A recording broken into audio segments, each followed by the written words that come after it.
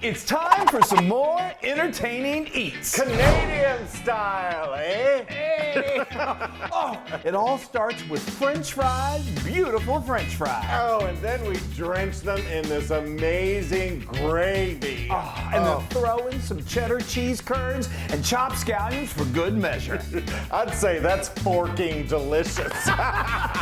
Oh, that's for sure. So you guys, we're excited. Yay. We're making poutine. Poutine. Yay, Canada. We love you so much. Oh, So I'm Chris. And I'm Wesley. My poutine it in his mouth, Loon. I'm putting up with you. Putting up with you. We are having too much fun. So we love our friends in north of the border of us so much. It's Yes, such a we beautiful do. country. And you know, you make French fries with gravy on it. and cheese curds. And cheese curds, my goodness. Okay, let's get started. Yeah, let's talk about those Let's do it. potatoes. So we've got about this.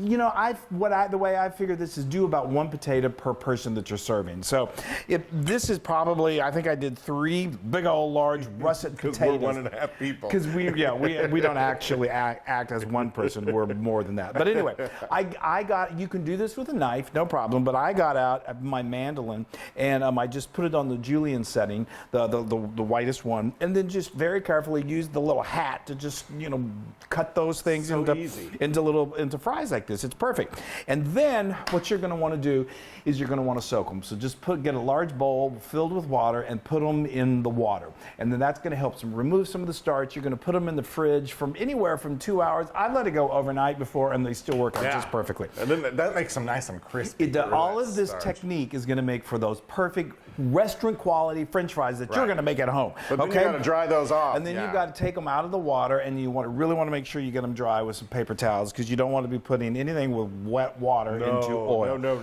Okay, so now Fry Daddy over here is. Call me Fry Daddy. Today I'm Fry Daddy. I'm scared, but it's going to be good. Okay, I love it. All right, we're doing the 2-fry technique. So we're going to put a batch in. It's we've got our oil here at 325. Now we're going to put a batch in, and when I put that batch in, I got to raise the temperature, because once you put stuff in there, the oil automatically loses its temperature. So anyway, so I'm going to do that, and I'm going to let them go in there for about 4 to 6 minutes, because you don't want to fry them all the way. You want to get them just till they're turning brown and getting just a little crispy, not all the way. That's like 4 to 6 minutes. Yeah. And then we're going to fry them again. So this is the 2-fry technique, Here I and go. this is what. Be careful there. Yes, I got it. I mean, you could use tongs to lower these Or in. you can just be dangerous or you could like just me. be like Wesley. And like he said, you're definitely going to want to do this in batches. Yeah. These are still a little bit chilly, so you're going to want to crank that oil back up. You want to get the temperature back up to close to 325 as possible. There, I think I got 2 batches left there. There We'll you get go. this in here. I'm going to crank this up, and then we are going to let these fry. And stir them around a little bit. Oh, okay. Okay, moving right. It's gravy time. It is gravy time. Before we talk about that, I'm going to throw. I'm going to get my butter melted here, and Yes. I've got 4 tablespoons of butter that we're going to use to start making this gravy. So talk to me about fries. Oh, well, we let these go for about 5 minutes, and as you can see, they got just a hint of brownness, and they look like they want to crisp up, but they haven't yet. And then we just did our other 2 batches. Now we've laid them out here because we want to let these sit for about 20 minutes. Yeah, let them just kind of hang time out. for him to make the gravy. Which is time to make gravy. I love making gravy. Good gravy. Good gravy. Okay, so now, like I said, this is 4 tablespoons. I'm going Here to comes turn. Flo. You're making gravy, so Flo shows. I know.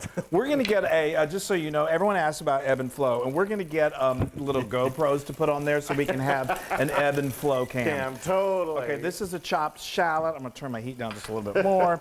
And we're going to cook this until it gets nice and soft, and that's going to be just about, I don't know, 4 minutes. Okay. Okay, these are lovely and smell delicious. Fabulous. I love shallots. Okay, now I've got 2 cloves of garlic. It's gravy. I know, So good good. gravy. We're going to say that a million times.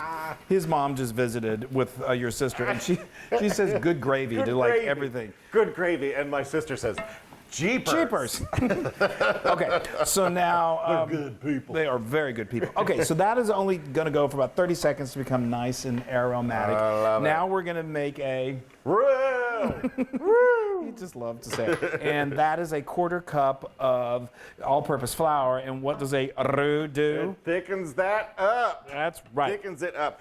Now this is So we don't want our friends in Jersey to confuse this with their disco fries. Oh, yes, that's true. Poutine is made with the curds, and disco fries, which apparently originated in New Jersey, of course. Because of the club goers coming home from the city, I guess, always wanted something from the diner that was delicious.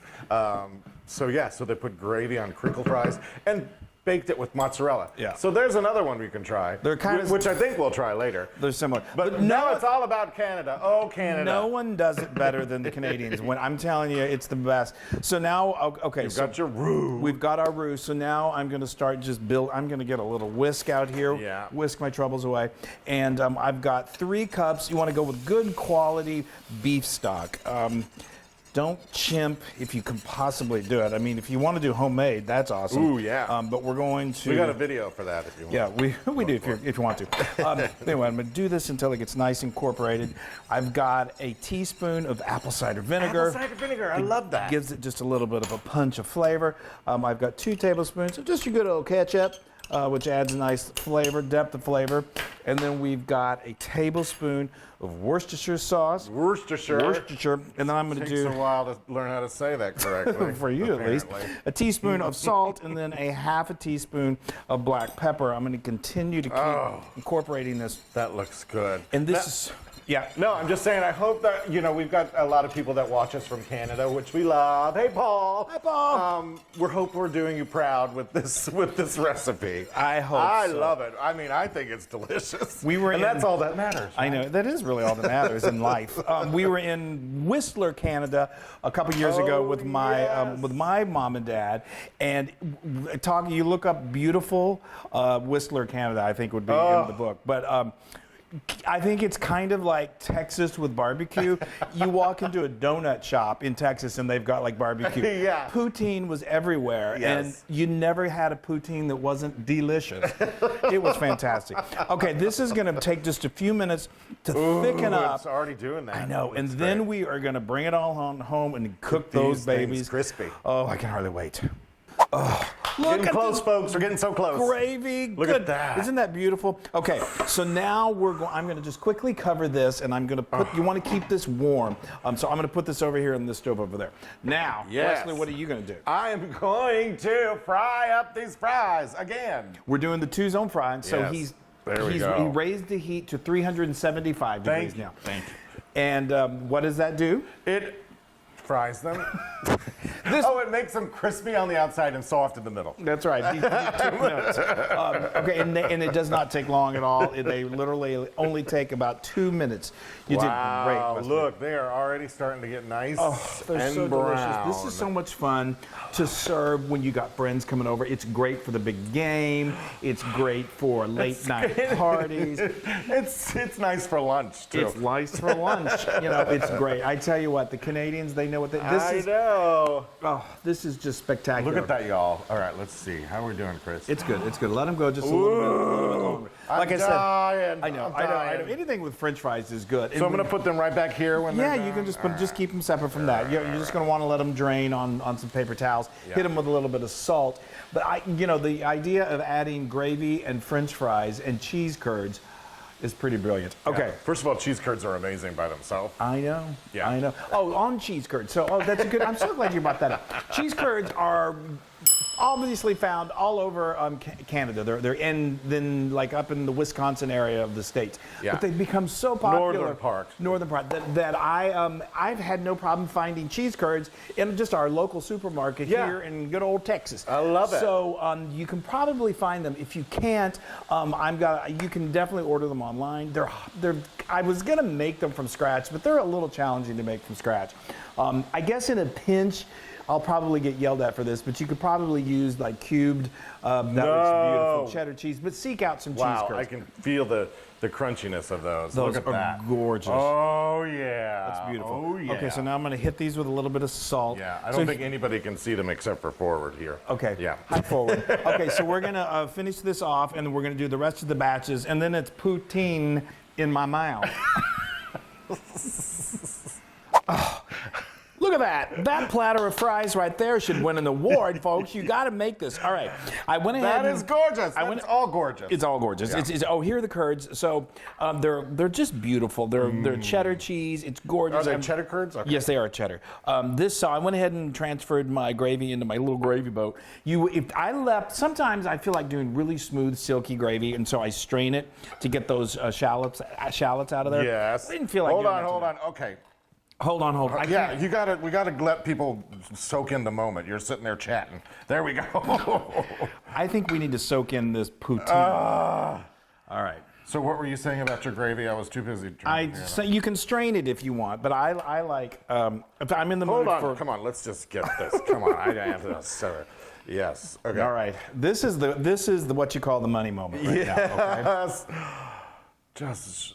Oh yeah. Okay. Oh yeah. All over. Wesley is having a moment. All right. Got to save some of that. Save a little more. Okay. Yeah. Now we're gonna toss. Now we're gonna tuck in some curds. Come on, curds. I'm gonna help. Thank you. That would be great. I know that's. And I love it how if the gravy's nice and warm and the fries are warm, then the curds get a little melty. They get soft and just so delicious. Yes. Oh my gosh. Hold on, I'm not Chris. Give me those curds. Oh, come on. We're talking poutine here. He takes this poutine very seriously. Look, I got a big curd there. There we go. All right, here we go. This poutine has become almost a daily routine. I'm waiting for you to just all over that. Yes. Yeah. I mean, this is no time to be skimpy. No.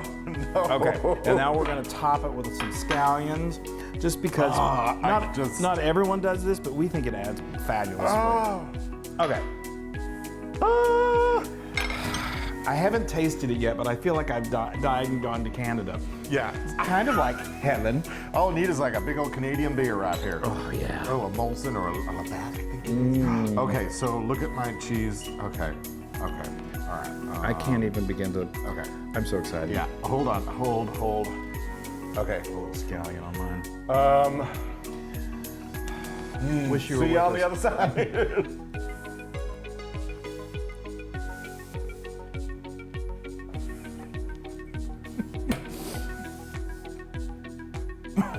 I don't know. Well, I enjoyed that one bite. That's all I'm getting. Yo! Oh, my stars and garters. Oh, Canada, we love you so much. I hope we did it justice. All right, so I'm just going to. Okay. Oh.